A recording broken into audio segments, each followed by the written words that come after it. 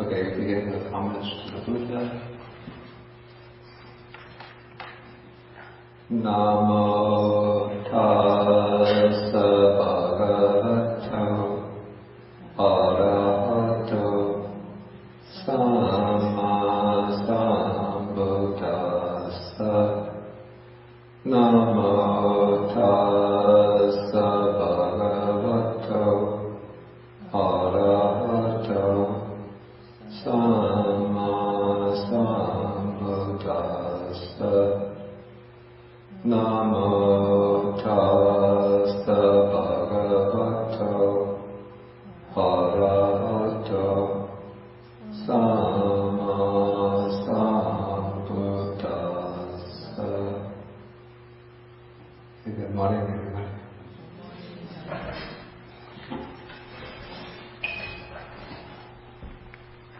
Okay, so today we are returning to Sutta number 26 in the Majjhima Nikaya. This will be the second talk on Sutta number 26, the Ariyapariyesana Sutta, the discourse on noble search.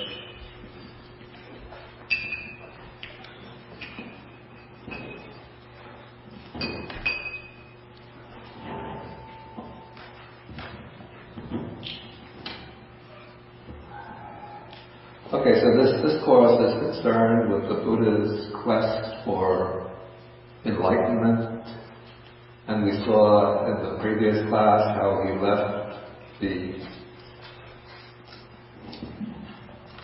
the household life thinking that it was futile to pursue things that are subject to birth, old age, sickness, and death, subject to sorrow, subject to defilement. And he went out in search of that which is unborn, unaging, not subject to illness, the deathless, the sorrowless, the undefiled, what he calls the supreme security from bondage, nibbana.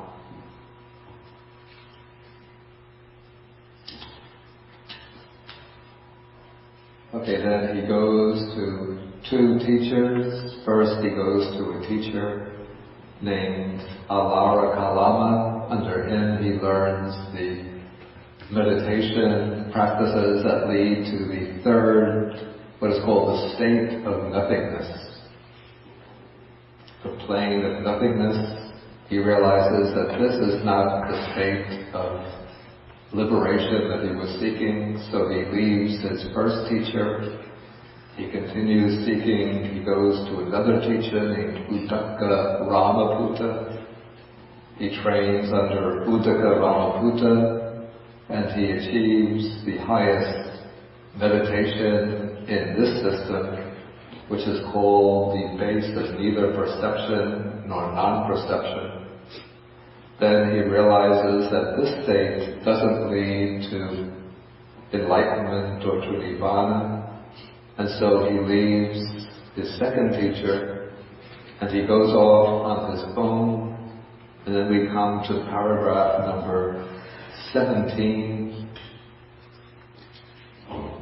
where he says, still in search of what is wholesome or what is good, seeking the supreme state of sublime peace, he wandered by stages through the Magadhan country.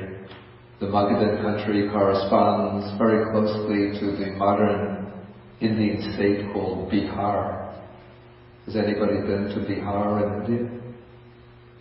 You've been.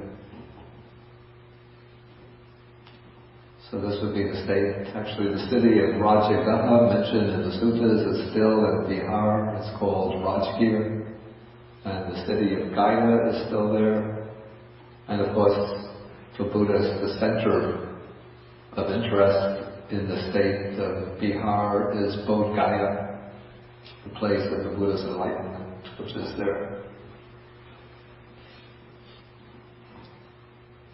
Okay, so he goes wandering through the Magadhan country until eventually he arrives at a place called Uluvela. And there he sees an agreeable piece of ground, a delightful grove with a clear flowing river, pleasing, pleasant smooth banks, and nearby a village for alms resort, which is very important because in order to get his food he has to go on alms route. Okay, so then he thinks this is an agreeable piece of ground and so on. This will serve for the striving of a young man intent on striving. And he sat down there thinking, this will serve for striving. Okay, then we have a very brief account of what happened. It seems almost as though he sits down and then he says, now we're in paragraph 18, then, bhikkhus, being myself subject to birth, having understood the danger, the drawbacks, the defects in what is subject to birth, seeking the unborn supreme security from bondage, I attained the unborn supreme security from bondage, nibbana. Being myself subject to aging, being myself subject to sickness, being myself subject to death, being myself subject to sorrow, being myself subject to defilement, having understood the danger in what is subject to defilement, seeking the undefiled supreme security from bondage, nibbana, I attained the undefiled supreme security from bondage, nibbana. The knowledge and vision arose in me. My deliverance or liberation is unshakable. This is my last birth. Now there is no renewal of being, no more repeated existence, no more round of rebirths. Okay, so if you read this, one gets the impression that the Buddha achieved enlightenment pretty quickly. Just one teacher didn't make it there, another teacher didn't make it there, finds a nice stretch of ground, sits down, and boom, there comes enlightenment. But to see what happened in the interval, we have to go to another sutta, which also gives a biographical sketch of the Buddha's search for enlightenment. This is Sutta number 36, which I'm just going to go through a little bit quickly. Not the whole thing, but I'm going to start on page 335.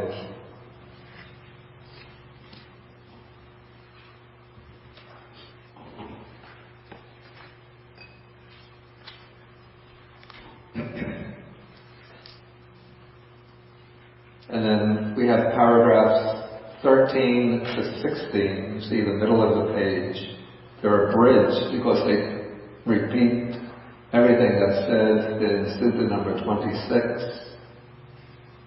from the point where the Buddha, as a young man, with black-haired young man, in the prime of life he leaves the household life, then all of his seeking up to the point where he finds that pleasant piece of ground, and he sits down there thinking, this will serve for striving. Okay, now we come to a passage. It strikes me, this is my own opinion, that this passage seems to have gotten put into the sutta out of the proper order. It seems to me that in the course of oral transmission, the proper sequence got juggled up. And you'll see why when we go through it. Okay, so now he thinks, these three similes occurred to me spontaneously, never heard before. Suppose there were a wet, sappy piece of wood lying in water, and a man came with an upper fire stick, thinking, I shall light a fire, I shall produce heat. In ancient India, in fact, even up and through countries of southern Asia, right up to fairly recent times, to light start a fire, you don't take out a pack of matches or they call it a cigarette lighter and snap it to make a fire. But to get a fire, you have to use these fire sticks. In Taiwan, do they use fire sticks still? No. Cigarette lighters.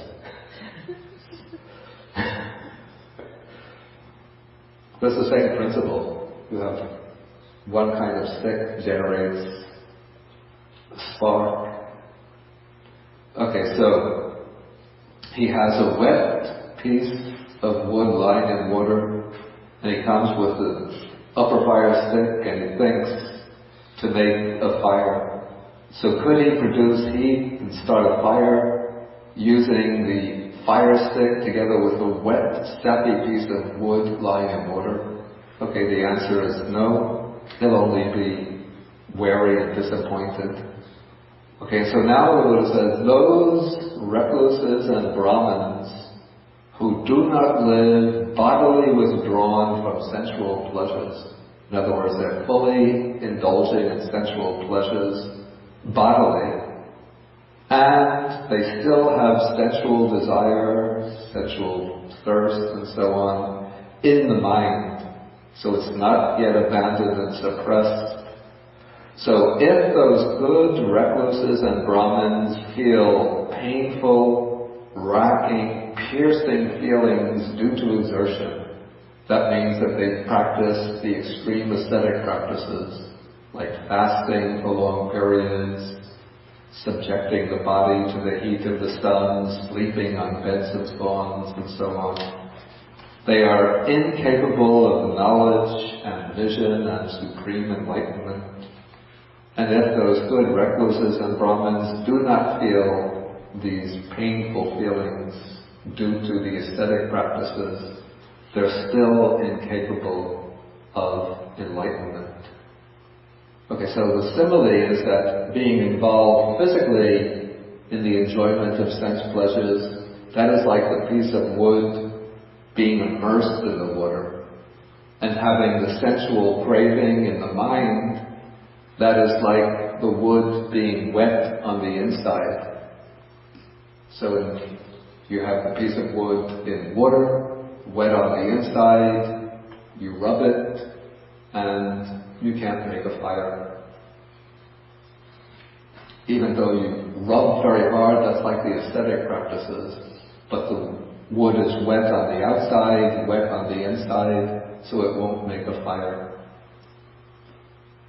Okay, the second simile, here we have a wet, sappy piece of wood lying on dry land far from the water, and then the man comes with a fire stick thinking to make a fire. So can he make the fire? And then the answer is no, because it's a wet, sappy piece of wood. So even though it's lying on dry land, but inside it's still wet and sappy. So even if one rubs it, one can't make a fire. And so the Buddha says, this is like those recluses and Brahmins who live bodily withdrawn from sensual pleasures. They're not indulging in sensual pleasures physically, but they still have the sensual desire, sensual infatuation, sensual thirst, and so on in their mind. And so this is like having the hindrance of sensual craving in the mind. So even if those ascetics and Brahmins subject themselves to the bitter practices, to the austere practices, they're not able to reach enlightenment. And if they don't subject themselves to the austere practices, they still can't reach enlightenment. Okay, so here, being withdrawn from sensual pleasures physically, that's like the wood outside of the water, removed from the water on dry land. But since the wood has the wetness inside, that is like having the sensual craving on the inside. So as long as you're still nurturing the sensual craving, even if one externally undertakes the ascetic practices, they won't bring enlightenment. Okay, then the third simile occurs to him. Suppose we have a dry piece of wood on dry land far from the water, and a man comes with the upper fire stick thinking, I shall light a fire, I shall produce heat. Can he produce the fire? And then the answer is yes, because it is a dry, sapless piece of wood on dry land far from water. So this is like those recluses and Brahmins who live bodily withdrawn from sensual pleasures. That is like the piece of wood being far from the water. And then their sensual desire and so on has been abandoned and suppressed internally. That is like the wood on the inside being dry. No sap on the inside. So even if those good recluses and Brahmins feel painful, racking, piercing feelings due to exertion, that is, even if they practice the ascetic practices, they're capable of enlightenment. And even if they don't feel these painful, terrible, racking feelings, they're also capable of knowledge and vision and supreme enlightenment. So that is the third simile. Now it seems to me, maybe I'm missing something, but if one takes the logic of these three similes, the point that seems to emerge is that the ascetic practices don't make a difference one way or another. What's important is to withdraw from the physical indulgence and sense pleasures and to quiet, was to suppress the sensual desire inside.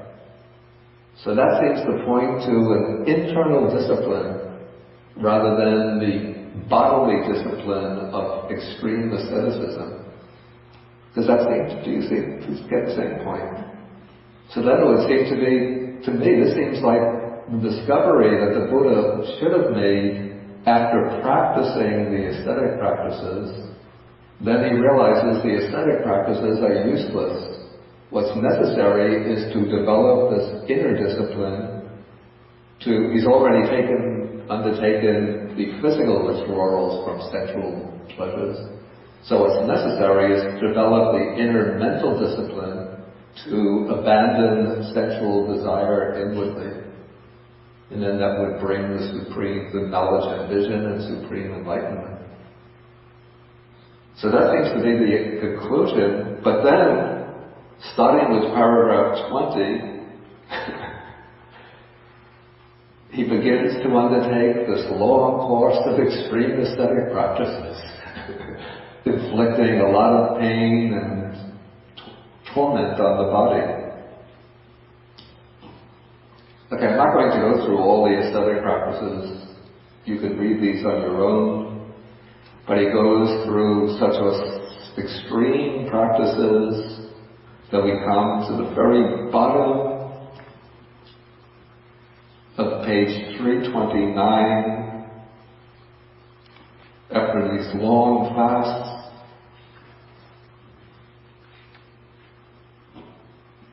he says, paragraph 29 here, at the very last line, now when people saw me, some said,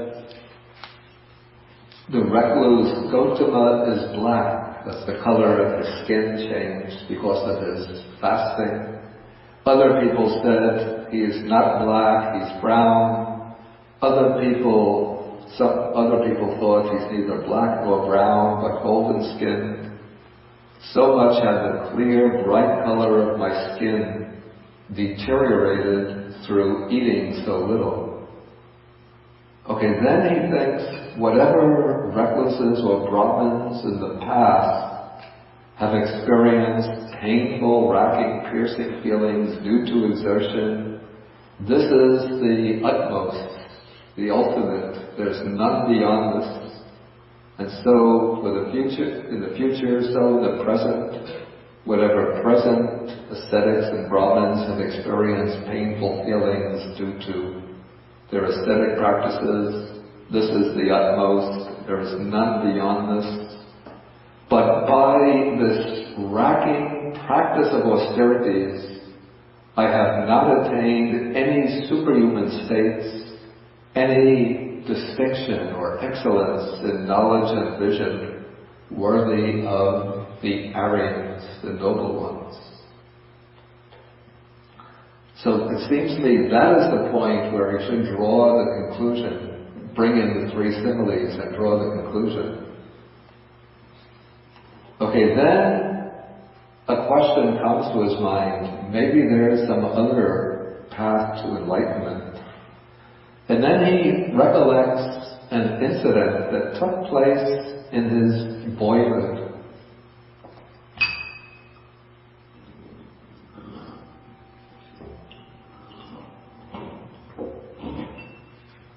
Now in the state where he was raised, the Sakyan Republic, it was the custom every year, at a certain time of the year, they would have the plowing festival. This would be the beginning of the cultivation season. And so his father took him and probably other members of the family, they all went to the fields to plow the fields. And they put him, since he was just a little boy, they put him under a tree. It's called the rose apple tree. Rose apple is a little fruit, very nice little fruit. We don't have it in this country. And then all of them went off to the plowing to plow the field, and they just left the boy, probably with the nurse, in the shade of the tree. But while he was sitting there, he just spontaneously crossed his legs, and somehow his attention probably went to the breath, and just spontaneously he entered into a deep meditative state. Here he describes that state, quite secluded from sensual pleasures, secluded from unwholesome states. I entered upon and abided in the first jhana, which is accompanied by applied and sustained thought with rapture and pleasure born of seclusion. Could that be the path to enlightenment?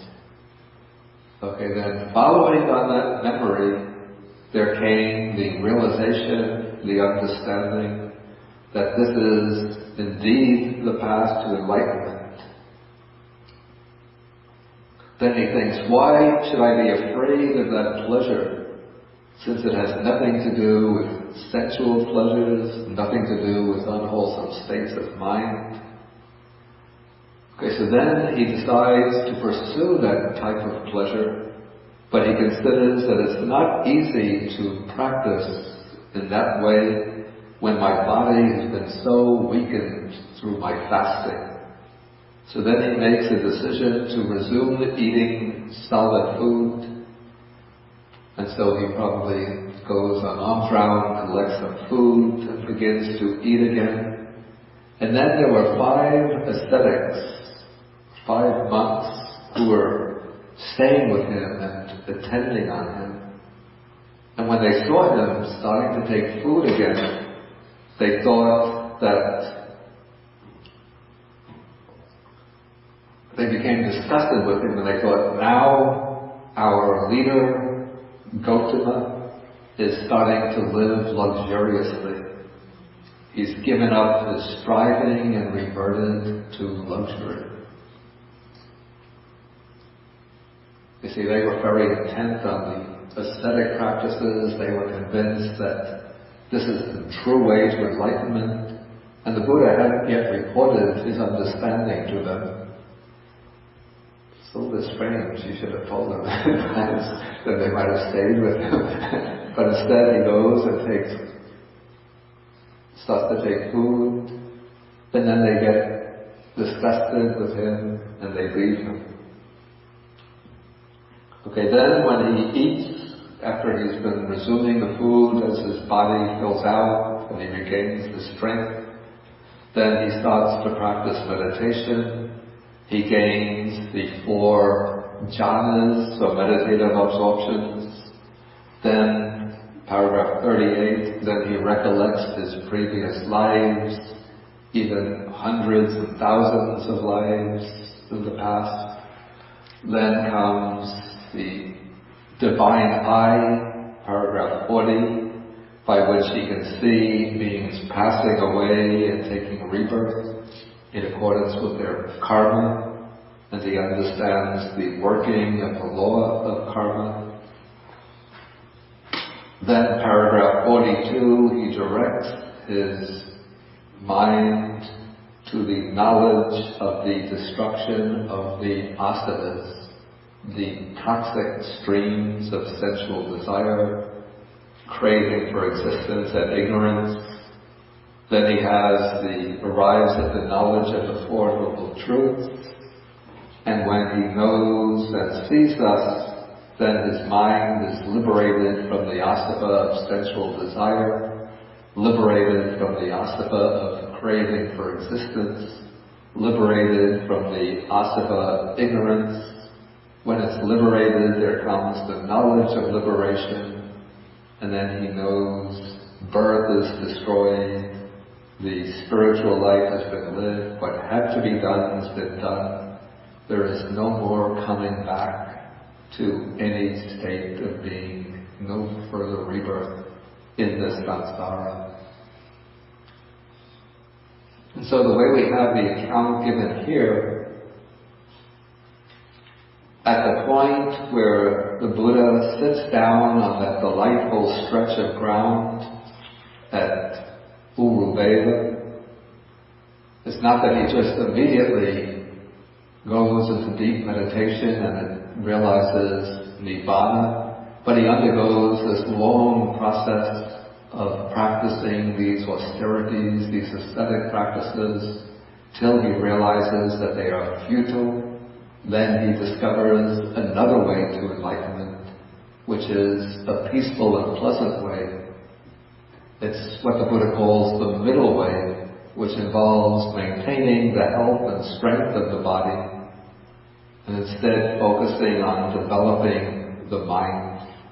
So the full middle way is actually the Noble Eightfold Path.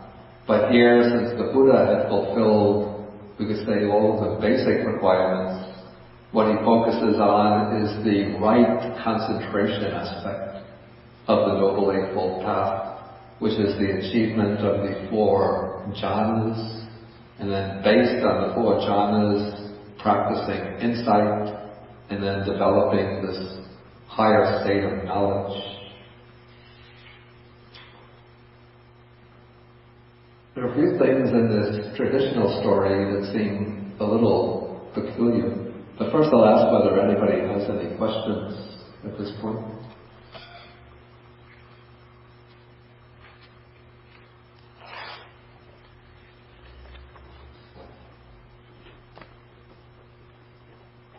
Somebody, I think it was Sunil, you asked an interesting question last week. And I said that question would relate to what's going to come this week, right?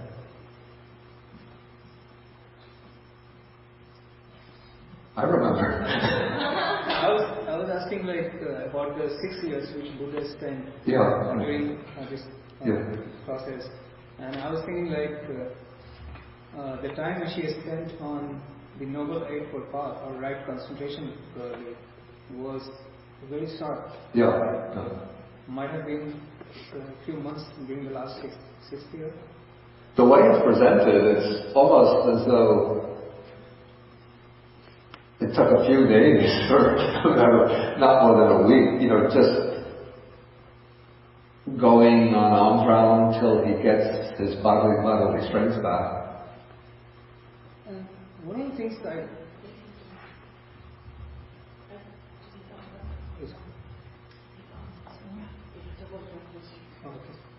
one of the things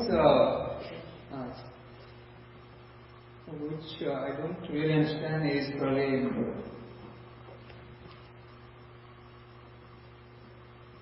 Yeah, the main Buddhist concept is everything is conditioned. Yeah. Right? So I feel that the time which I spent during the first 6 or 5 years or so, doing the ascetic practices and doing other stuff, might have some impact on his final realization. Yeah. So that was not total waste. Okay, that's a good point.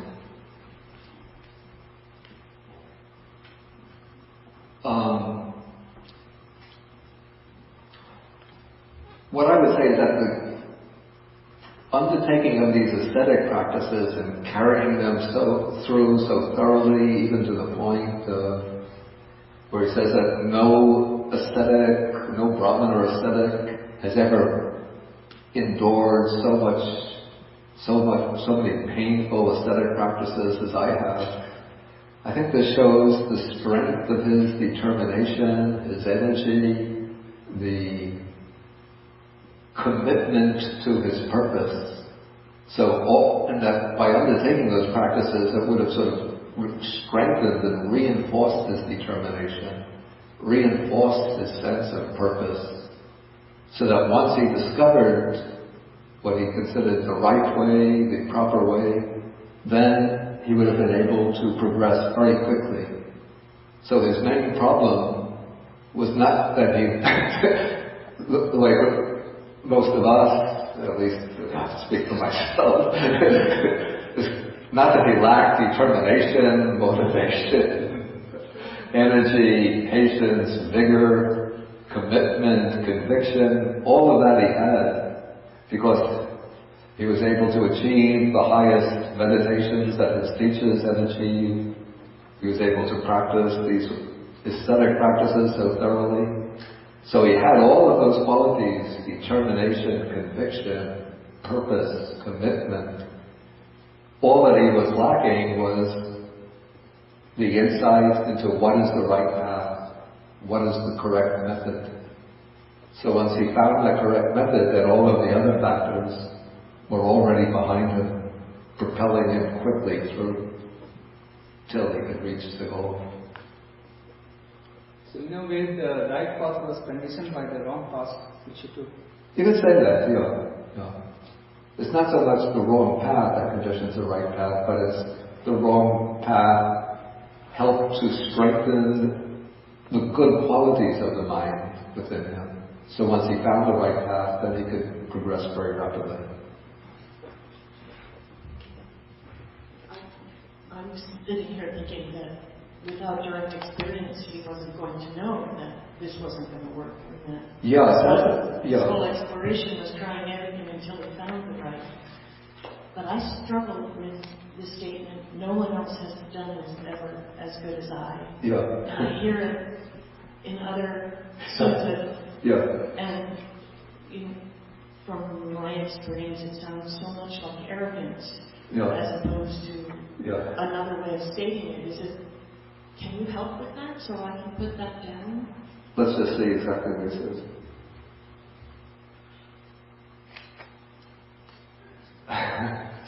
It's not quite that he's saying nobody has done it as good as I, but what he's saying is that whatever recluses and Brahmins in the future in the past have experienced painful, racking, piercing feelings due to exertion, this is the utmost. There is none beyond this.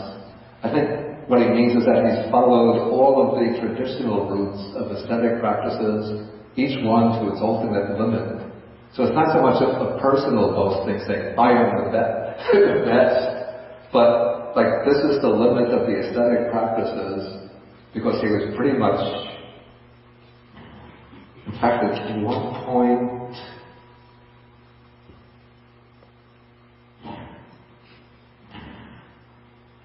he falls down,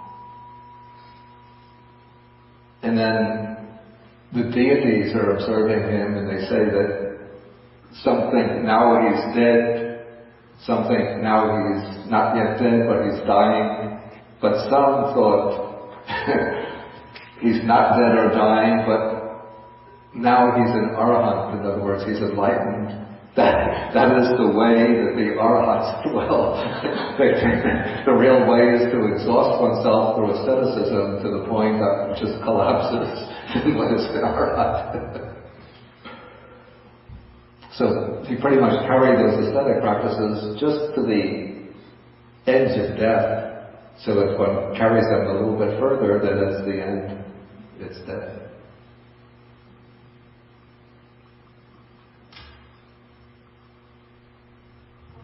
Are these his words? Of course, we don't know what is exactly the words of the Buddha himself, what are the words of the compilers of the texts who have based themselves upon accounts of his words. I mean, we have no recordings, there were no written documents during the Buddha's time, things that he would have written himself. So all we have are traditions that have been transmitted for several hundred years before they were put in writing. But statements like this, I would say, pretty much they have very much a living flavor to them, compared to some of the other parts of the text which seem almost mechanical in their formulation.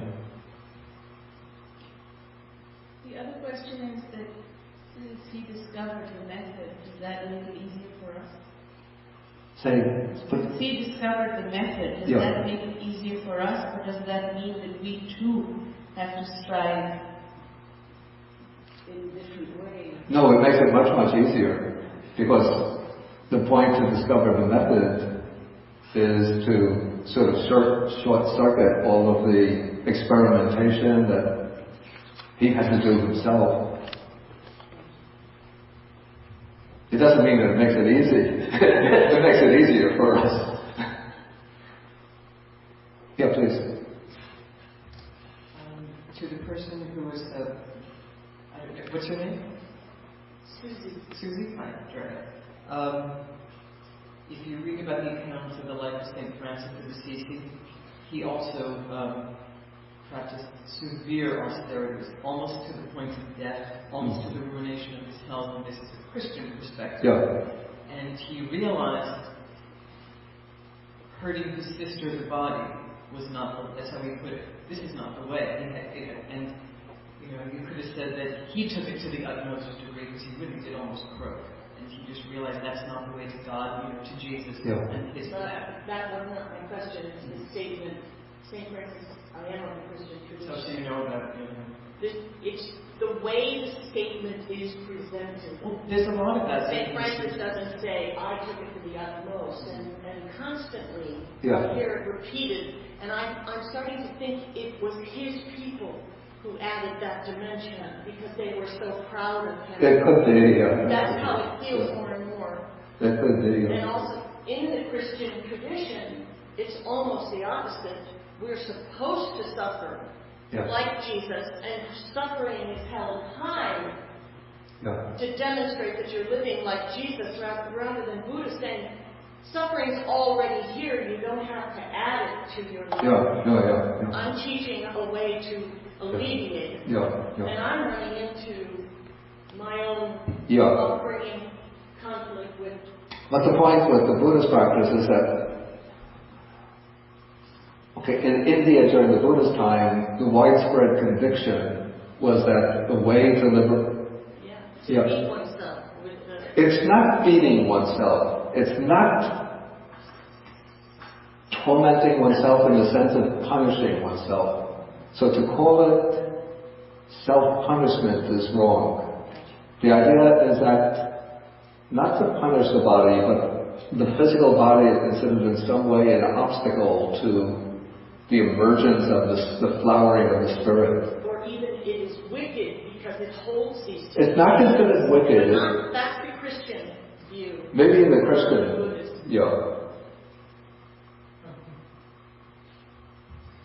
I don't know. I have the notion probably he had to say that because if he didn't, the chorus of Brahman aesthetics would be so universal, saying he can't know what he's talking about because we all know that it's asceticism that leads to enlightenment, and he hasn't done the full course. Yeah. But I think that in order to establish a religion or a following, he had to make that claim. Yeah. What I would say, it's not so much that he had to make the claim, though apparently he did. He had to do it. He had to do it, yeah. He had to carry these ascetic practices to the limit in order to both convince himself that they don't work, and also it's a way of convincing others, his contemporaries, that they don't work. I'm sure that he believed, so far as he could see, it was asceticism that led as far as anybody went. Yeah. And I'm sure he believed that until the moment when he thought, I'm actually killing myself and it's not helping. Yeah. He must have believed it.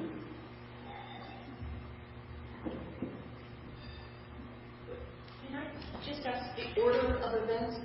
Yes. First teacher, second teacher, asceticism? That's the way it's presented in the text, yeah. With the first two teachers, apparently they didn't recommend an extreme ascetic regime, but they taught meditative disciplines, purely meditative disciplines. This is something also that seems a little bit strange. From a Buddhist perspective, we would say that they were already following a middle way. Maybe it was a different meditative path than the one the Buddha eventually devised, but they weren't indulging in the extreme ascetic practices. So how does the Buddha credit himself as being the one who discovers the middle way?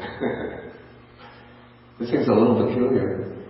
Also, another thing seems a little peculiar. The way it's presented in the text, for 6 years he practiced these ascetic practices. And then it seems when he discovers this other path to enlightenment, it all seems to go very quickly. He just gets his health back. Then there's an account that on the last day, a cowherd girl presents him with a food offering of the rice pudding, which he eats. And then after eating, bathing, then he sits down under the Bodhi tree, crosses the legs, makes the determination, I won't get up till my mind is liberated, and then everything happens in the course of that night. But then when he starts teaching, we have so many teachings on different types of meditation, detailed explanations of 4 foundations of mindfulness, so many detailed analyses of 5 aggregates, sense bases, elements, unwholesome states, different groups of defilements, and so on. It just seems to me a little bit puzzling that all of this could have been understood in such a short time. And also a little bit strange that it would take 6 years to figure out that ascetic practices don't work. I mean, in my days of youthful folly, I experimented with them a little bit. And I realized that, maybe I didn't have the strength and will, the determination, but it took like about 3 days of fasting to realize that this ain't going to work. Okay, I think Treya, you had... That's the part? Treya? Treya, D-R. Treya, okay. Short for Treya. It's occurred to me, and if the Buddha comes off differently in different suttas. Yeah. And so, look, you're the guy who's read all of them. But just even in my limited reading, some of the suttas, and I couldn't tell you which ones were which, strike me as a young Buddha. Yeah. He's enlightened, but he doesn't have the maturity yet. Other ones, when when you actually know he's older because he's with Ananda, because he is older with Ananda, he seems he seems to know more. He seems to be in some ways more relaxed, just more, I'm not saying he was more enlightened, but it's just, you get to be a better teacher as you teach. That's just natural. So he gets the aha moment at about 32, 30 something. It's supposed to be 35. Okay, 35. And he goes and teaches. I mean, his style changes. I mean, what was his first sort of lesson? He meets that guy who's like, wow, you look great, who's your teacher? I am the all-enlightened one. And he's like, yeah, right. And then, I think he learns. He becomes, and maybe he discovers other things here. He appears to have gone through the jhanas and has realized enlightenment. But then later on, he talks about, you can be a dry insight meditator. You don't have to have the jhanas. That's nice, but there's another way. And maybe he learns more things as he goes along. I'm sure, but it doesn't necessarily get written down. That's just how it strikes me, is he matures as a teacher. That's a very good point. And the Buddha's teaching career does span something like 45 years. And there's one other point about the asceticism, is he has to also define himself against Mahavira. Because Mahavira... Wait, he has to define himself? He has to define himself against Mahavira. Against Mahavira. The Jains.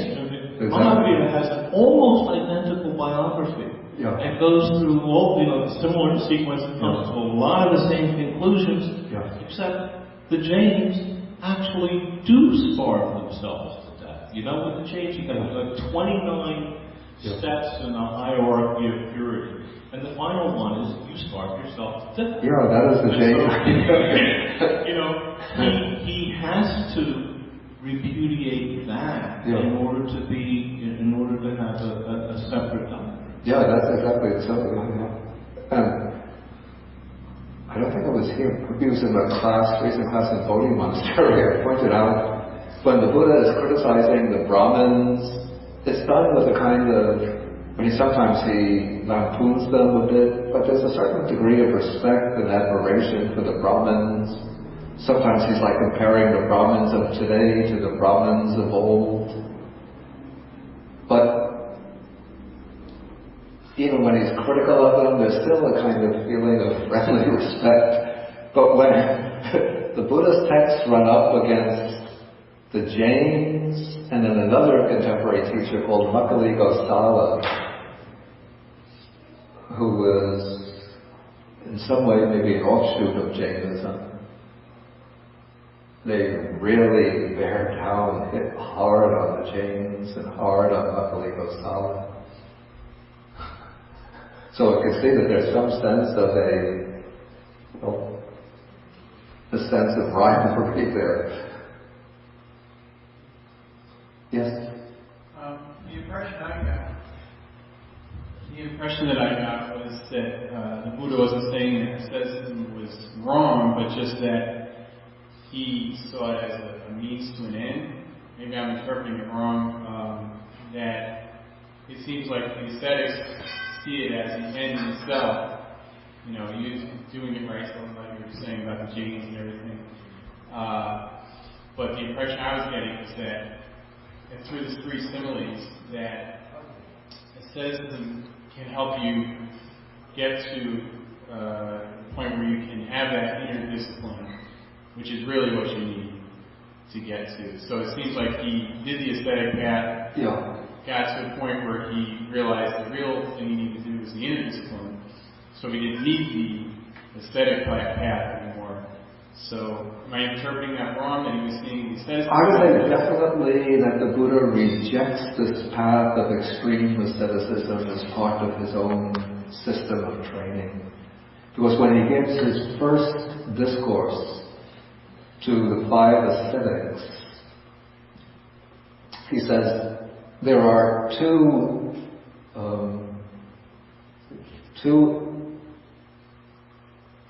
things that should not be pursued by one who has gone forth from the world. One of these is indulgence in sensual pleasures, which is ordinary, common, worldly, doesn't lead to enlightenment. And then the second extreme is self-mortification or self-torment, which he says it's painful, not Aryan, not noble, and doesn't bring benefit, doesn't bring enlightenment. So definitely he rejects the extreme ascetic path, though he'll include a certain degree of, you might call a wholesome asceticism within his own training, living simply, possessing the minimum of material possessions, being content with what one has, being patient under difficult conditions, but not the deliberate infliction of pain and misery on the body itself. Ravi, did you? Yes, the two teachers whom we encountered, the first two, because although they were not, they didn't go into extreme, they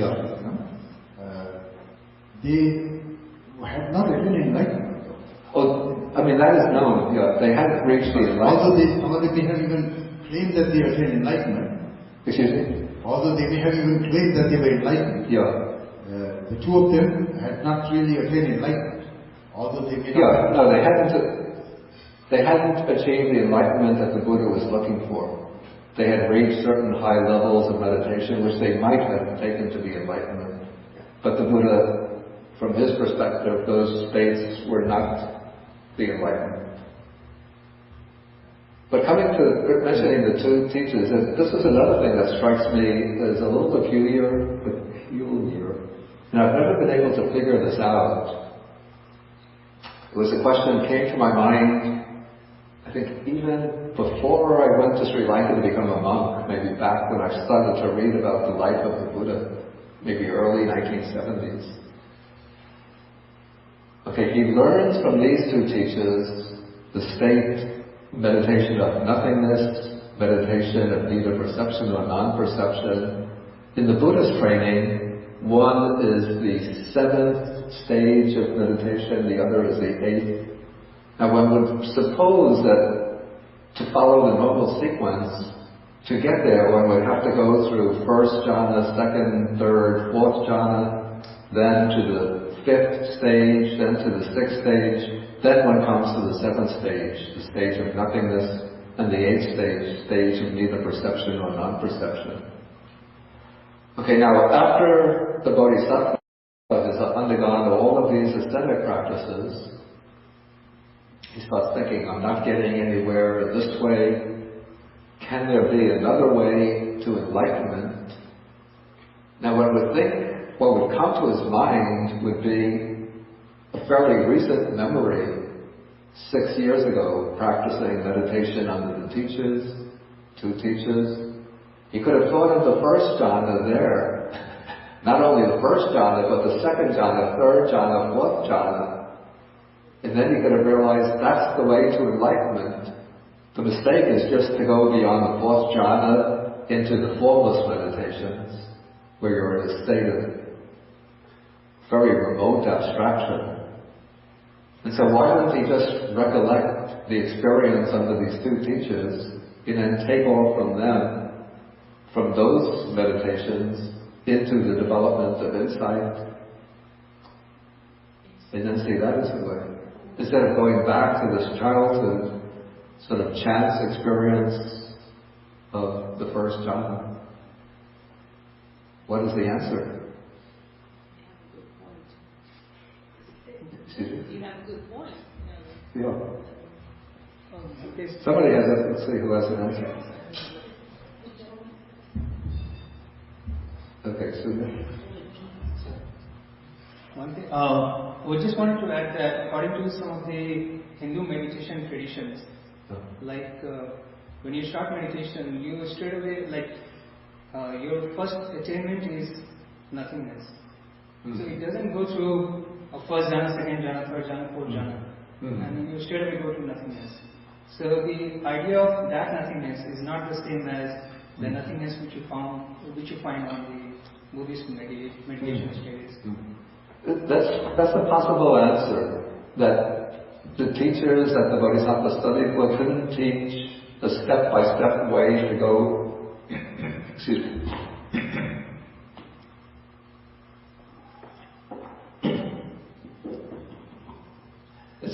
It's possible that they didn't teach the step-by-step process of going through each of the jhanas, then to the base of infinite space, base of infinite consciousness, then to the base of nothingness. Even though in the Buddha's training, in order to get into these formless meditations, one goes through each jhana in turn, overcomes it, goes on to the next, then to the base of space, infinite space, base of infinite consciousness, base of nothingness, then to the base of neither perception or non-perception. But possibly they taught a kind of meditation that would just take one straight away into the base of nothingness, base of neither perception nor non-perception. Okay, I think Shreya has some points.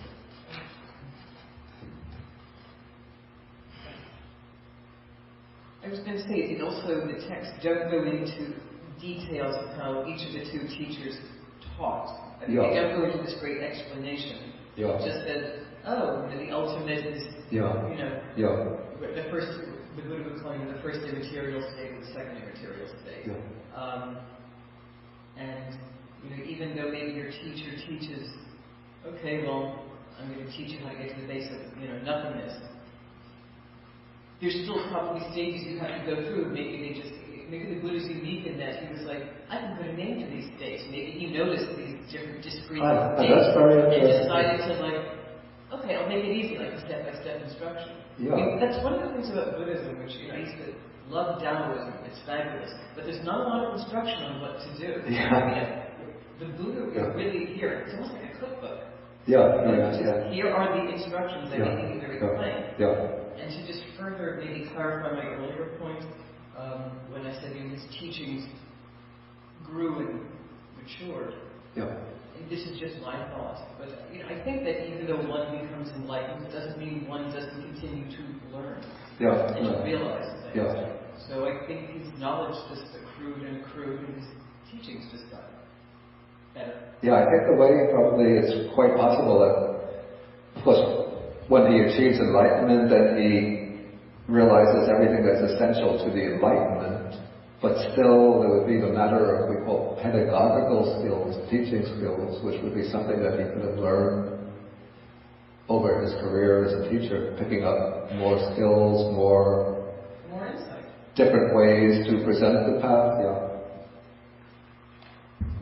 I always thought that he went back to the child. And again, this is colored by my Christian upbringing. Jesus saying you must become like a little child. That's right. Because I think there's so much, not that the traditions are the same, but all these religious traditions are seemingly looking for some way out. But that he was demonstrating in reaching back there, that he realized that there was a simplicity involved in when we make it so complicated. And we teach it as if it can only be done if you do go through the first jhana and the second, and the intellectualizing of it. For me, this is hopeful. It creates the possibility that those of us, myself included, who aren't doing this extraordinarily extreme mental seeking of information from all the texts and following them to such an intimate degree, might slip in by being committed with the innocence of really trying without having to know more and more. The child image is very I'm laughing because you say you go back to the innocence of the child, just starting with the child's mind. But simplicity. I meant more simplicity. But I'm remembering days when I was living in Sri Lanka. Sometimes I would go into the city Colombo, and there's a monastery in Colombo where I would stay. It's called Vajirarama. And on Sundays they have the equivalent of a Sunday school. The children come, but there, because it's warm, they hold the classes out in the courtyard. I'm sitting in my room, and there's a class with these young boys and girls, might be 12, 13 years old. I'm doing some reading in my room, and I hear, let's see how it goes. Vitaka vichara piti sukha tas ekagatam attamam jhanam. They're reciting the factors of the first jhana, then it goes vichara mattam piti sukhacitas ekagatam dutiyam jhanam. Just mental examination, joy, happiness, one-pointedness of mind, that's the second jhana. Then piti sukhacitas ekagatam tatiyam jhana. Then I went to see this older monk who was staying in his room, and he's sort of boiling and saying, "This is what they're teaching these young children. They have to learn, 12-year-old kids, they have to learn the formula for their jhanas in a language they don't understand." I was taught to memorize the Baltimore Catechism. That's the same thing you're saying. It's how we teach a tradition can destroy it for the individual who is being forced to learn it. And when we make it methodical, memorizable, etc., and we're not teaching it from understanding in heart, it's very easy to turn away from it. Buddha didn't have anybody making him sit there and recite that. He was sitting under a tree looking at some ants. But also generations of monks have recited them. But there were other things that were devised for teaching little girls, young girls, boys and girls. Somebody else has something. Your name again, please? Abra. Yes. Abra is good.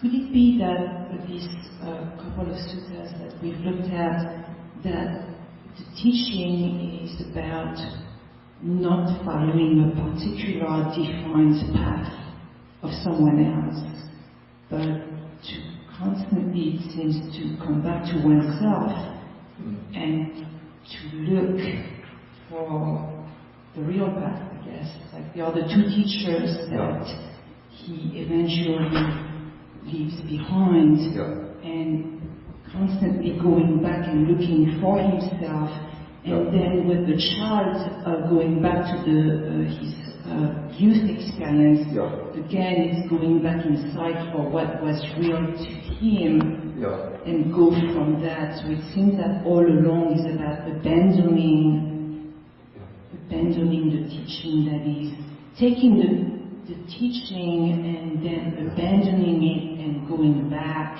to oneself. So, this is a very good point, but I think it has to be looked at from two angles.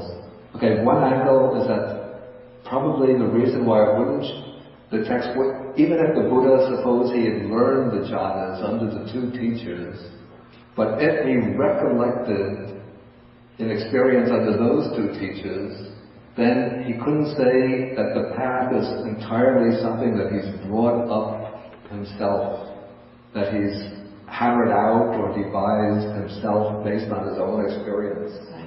And so by taking the discovery of the path back to his own childhood experience, then it makes the path something which has evolved from the Buddha himself.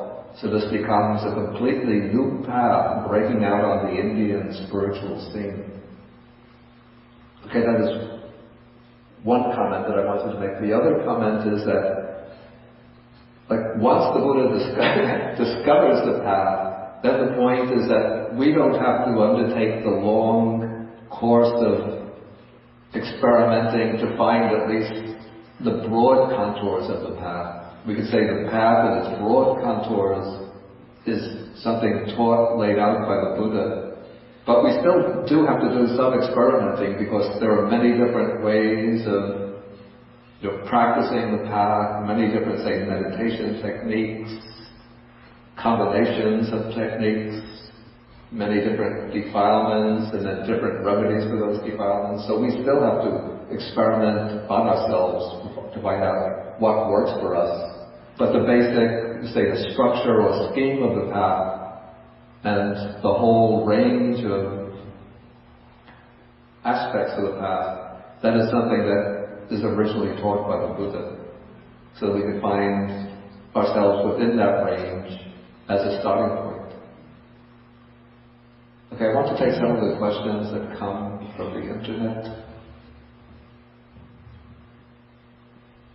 Okay, the Buddha's childhood jhana experience was very different from the so-called jhana experience he got from his two teachers. Does that mean his middle way to attain jhana is unique to Buddhism? Okay, under the two teachers, there's no mention about learning what we call the first, second, third, fourth jhanas. What he learned from the two teachers was the base of nothingness, base of neither perception or non-perception. Whether the four jhanas are completely unique to Buddhism, this I don't know. There could be counterparts to the jhanas in other meditative systems, but called by different names. Of course, the names first, second, third, fourth jhana might be unique to Buddhism, but if one practices a method that will bring one to the same level of concentration, it can be the same as the jhana. Second question, was there any mention of how the Buddha attained stream entry in the sutta? Was he already a once returner? So Majjhima number 26 only describes his final journey to full liberation. The way it's presented in the text, the Buddha went through, it doesn't even speak about the Buddha going through the stages of stream entry, once returning, non-returning, and arhatship. It just speaks about him on the night of his enlightenment going all the ways to arhatship, but no mention of any intermediate stages. And it seems that he couldn't be a stream enterer before he started his quest for enlightenment, because the stream enterer would have the idea, what is the path to enlightenment? Whereas the Bodhisattva has to discover it for himself.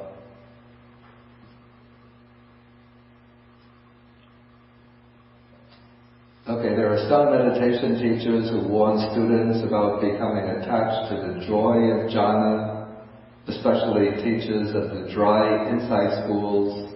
Isn't this contradicted by Majjhima Nikaya number 36? I say what's contradicted by Majjhima Nikaya number 36 is the idea that some teachers of the dry insight school say that one shouldn't attain jhana because you might get attached to the joy. This gets to be a little complicated. Let me see if I can deal with the other questions quickly first. When do true disenchantment and dispassion arise? What are their causes? Is deep meditation required? It seems that all ascetics already feel that even if they are fearless, even if they are not on the right path to Nibbana. Okay, true, what's called disenchantment and dispassion are said to arise in the true deep sense out of deep insight. So the knowledge and vision of things as they truly are is the cause for the arising of disenchantment and dispassion. So even though those ascetics might have already become disenchanted with worldly life, but they haven't reached that experiential insight level that brings the liberating disenchantment.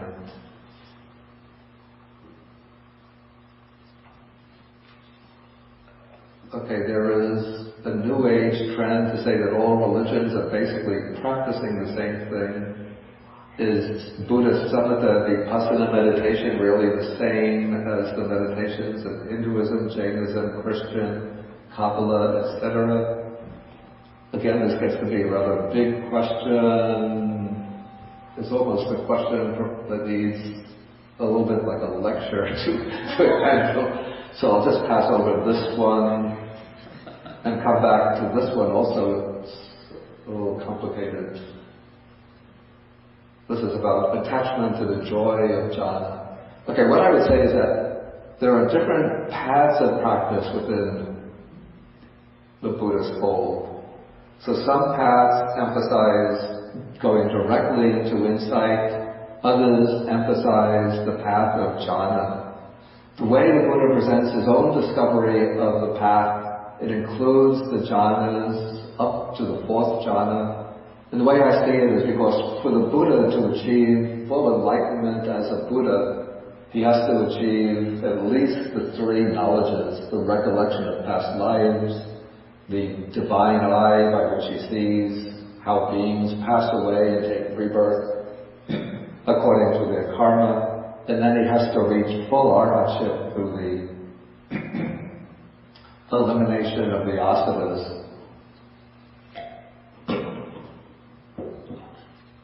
And so to gain all three knowledges, the usual secure foundation is the fourth jhana. And so the Buddha has to go through and master the four jhanas before he develops wisdom.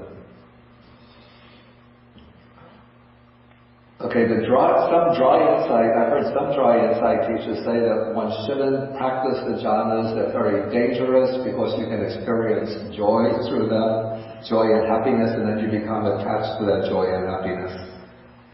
That would be, I would say, wrong instructions.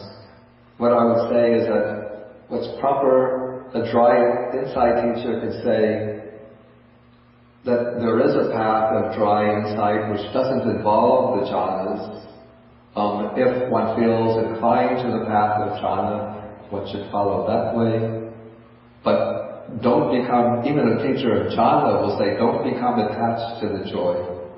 But don't cling to it. But experience it, then let it go to go further. But what's important to know is that the way the Buddha structures his path, he uses higher types of happiness and pleasure as an inducement to overcome grosser types of happiness and pleasure. And so normally we find happiness and pleasure in sense enjoyments. And so the Buddha will use the happiness of the jhana, even the happiness of lower levels of meditation, as a way to help us overcome the attachment to sensual enjoyment. Then suppose somebody achieves the first jhana, then the Buddha will say the pleasure and happiness of the first jhana is relatively gross. Abandon it and go on to the second jhana. And in this way he'll lead them through third jhana, fourth jhana, even to the formless meditations. And at some point he'll say even the pleasure of samadhi is gross, the pleasure of insight is better, superior. And then he'll teach how to overcome the jhanas through the practice of insight. Until finally, at the last stage, he'll say, even the pleasure of insight is gross, the pleasure or happiness of nibbana is superior. Then when the person achieves nibbana, then they'll know for themselves that there's no happiness or pleasure superior to that. Okay, so that's the way I would understand the relation. And also what is true, at least from my experience with dry insight meditation, is that it also gives rise to very intense joy and happiness. It's not that we use the word dry, but it brings a lot of, when the mind really gets well concentrated through insight, it brings a lot of happiness and joy. But then if one becomes attached to that joy of insight, then one starts to come down. And so in order to progress further, even on the path of insight, one has to let go of one's attachment to the joy. And as one lets go of each level of attachment to joy, it brings deeper, fuller, more satisfying levels of joy.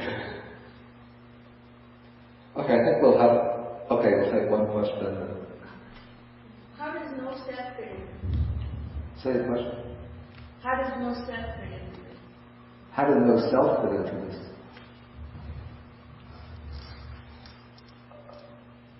Well, actually, no self pertains to the stage of insight knowledges.